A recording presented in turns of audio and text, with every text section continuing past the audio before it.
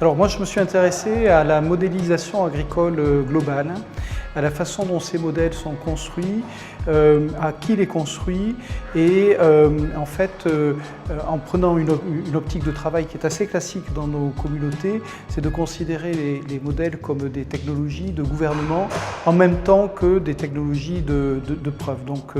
de travailler sur leur double nature. D'abord il y a une observation effectivement, c'est que pour un certain nombre de sujets, qu'il s'agisse du commerce international ou qu'il s'agisse aujourd'hui des négociations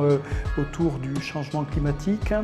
un pays qui irait négocier sans modèle, en fait, n'est pas à la table de négociation. Les modèles se sont imposés comme langage de la négociation. Donc du coup, il est d'autant plus intéressant de regarder ce que font ces modèles, le type de réalité qu'ils représentent, le type de réalité qu'ils ne représentent pas. Et donc dans le travail qu'on a fait avec mon collègue Bruno Dorin, qui est un modélisateur, en fait, on a regardé cette question en prenant l'exemple d'une expérience originale qui a été réalisée à l'initiative de deux organismes de recherche français, le CIRAD et l'INRA, initiative qui a été prise en 2006, à un moment où il y avait tout un tas de négociations, notamment autour du climat, du rôle des technologies nouvelles en agriculture, et le fait de ne pas avoir ce type de modèle faisait que les chercheurs ou les experts français étaient dans une position assez marginale dans les négociations. Ce qu'ont fait comme constat en fait les personnes qui ont été engagées dans cette opération, c'était que les modèles qui sont construits par de grandes institutions américaines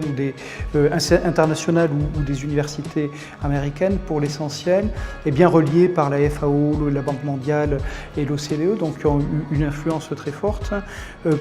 parce qu'il y a des choix de modélisation en fait, font un certain nombre d'impasses et tiennent comme acquis un certain nombre d'hypothèses que l'on peut discuter. La première hypothèse, en fait, c'est le fait que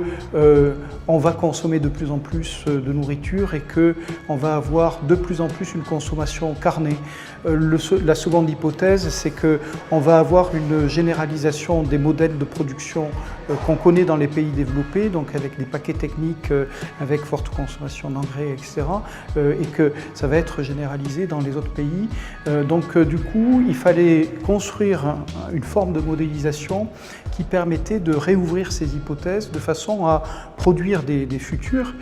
qui sont systématiquement, pour ainsi dire, invisibilisés par les formes de modélisation dominantes dans ce champ.